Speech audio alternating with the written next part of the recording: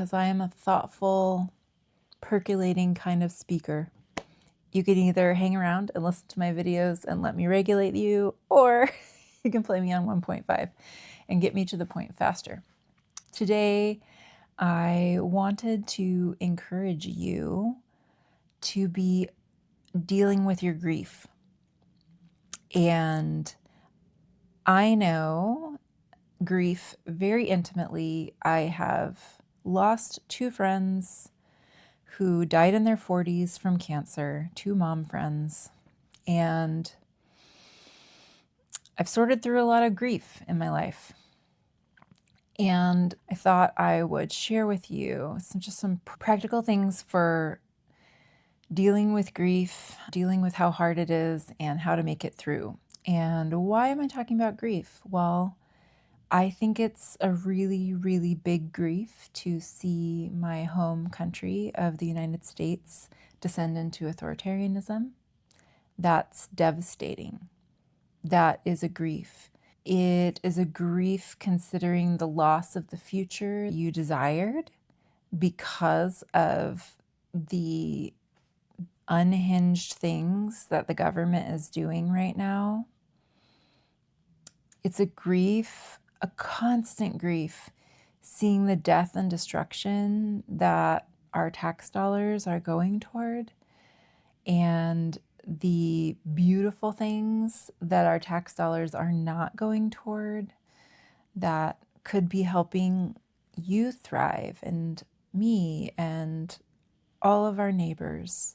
There are things that our government could be doing with our tax dollars, and instead, death and destruction. The number of griefs, the number of weights. Shout out to Shannon Martin. I do not get paid for promoting her, but I'm always mentioning her book.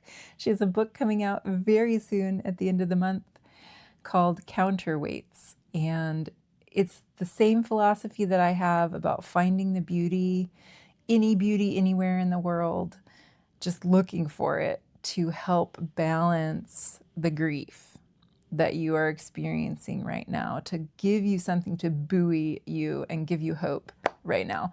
And anyway, Shannon, Shannan Martin, look her up. The book is called Counterweights. I cannot wait to read it. I'm very excited to read it because I want to see that she's been thinking about counterweights as I've been thinking about find the beauty for all of these years. That's a practice in my life. It's the way that I deal actually with grief, with the heaviness of the world. Finding beauty is one of the things that gets me into the present. By finding the beauty, I mean a lot of times you can go for a walk. One of my favorite ways to find the beauty is just enjoying the earth, enjoying the sky, looking really close at leaves, touching grass. Another way to find the beauty is smelling things, smelling a lemon, just anything that gets you physically into your body and makes you glad to be alive. Or maybe you're so down that you don't even get to the glad to be alive part, but it shows you that there are reasons to hope in the world. So finding the beauty is one of the ways that I deal with grief. Some other very practical things I would recommend to you in a time of collective grief and or personal grief is sleep. Whatever you need to do to get sleep. Everything seems darker and everything seems sadder and more awful and more terrible if you're not getting enough sleep. So I highly recommend, if you need to take a sleep aid, if you need to talk to your doctor about medicines that will help you sleep. Especially, I know a lot of women in my age range are dealing with perimenopause symptoms, which means sometimes you're waking up in the middle of the night, you're not getting good sleep. We need good sleep to be able to even just handle the world right now. So sleep is a huge, huge thing. Figure out how to get sleep. I do not care if you need to take some Benadryl for a while or take some sleep aid, whatever. I think sleep aid has Benadryl in it, so Anyway, maybe that's same.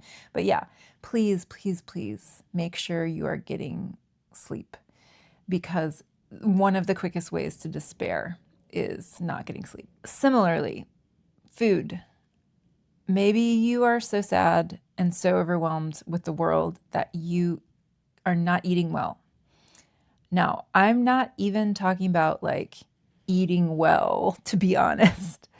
It is okay during periods of grief to eat whatever you can eat to stay alive, to just make sure that you're getting some food in your body. Would it be great if it was perfectly balanced? Yes, great. But the thing about grief is it really hijacks your ability to think straight. It really hijacks your ability to like plan and be strategic. Grief, it's all encompassing, and it isn't really helping you out for your meal plan, okay? All I'm going to say about that is I've had periods of my life where I called it survival by frozen bananas. Like I ate those banana baby pops during periods of grief. Whatever you need to do to just get food in your body, like don't criticize yourself for what kind of food you're eating during periods of grief. Now, when you get a little bit more capacity because you're not feeling so grievy, you're not feeling so overwhelmed, sure. Work on those vitamins and minerals and nutrients and counting your protein and all of that. Like, we don't have time for this right now, which is sad. It is sad that our government in America has done so much damage that we are living in a prolonged period of grief at what our government is doing in the country and around the world. It makes me angry. It makes me very angry. And yet, here we are. So these are just very practical things like food and sleep. Really, however you need to get these things, everything will look less dark. Things feel really dark because they are really dark right now. But the thing that you need to remember is what I say about my life, which is, I have 5 kids. We have a lot of disabilities and neurodivergence in the mix. Life is stressful over here at my house. However, basically, I can handle my life if I get sleep. And if I don't get sleep, I can't handle my life. So what I'm saying, it's not that sleeping and eating is going to fix the things that you're grieving about, but it will give you enough capacity to be able to keep walking forward through the grief. What are other things? I think today I'm only going to cover 3 things. With the Find the Beauty was just a bonus that just popped in my head that is the heart of me and what I am trying to do in the world. So I'm glad I mentioned it. But besides sleep and food of any sort, the last one that I want to encourage you is let your feelings be your feelings. So if you are angry, be angry. If you are sad, be sad. Like don't stuff the feelings. Cry a lot or don't cry. Sometimes grief means that you aren't able to express your feelings. And actually, one of the best advices that I ever got from my friend Gretchen, that is in my book, Benediction, which you can see in the description below, is that sometimes when things are too heavy, what you need is to move your body. So if the way that you need to move those feelings and actually feel the feelings is to go for a walk, I'm not saying like you have to run unless you really like running. I do not like running. But just any sort of gentle movement, like sometimes processing the feelings is too much, like it's too heavy. We don't know how to do it. And so in those times when you're not able to cry or you feel so much rage, but it just like freezes you or whatever, when you're not processing it like you would like to be, move your body. It will help you move your feelings. So that's one of the best things that Gretchen taught me about dealing with the grief for her of living under the existential dread of her impending death with metastatic cancer. We, I think, are experiencing very similar things as Americans right now, where there is this sense of existential dread, and it can freeze us and it can steal our minutes, it can steal our hours, it can keep us in this place of grief, and we can't get through it. It just feels so heavy. Moving, even just simple stretching or going for a walk outside, those are things that can help move us through the grief that we are experiencing right now. So, those are very practical things. I just send you my love.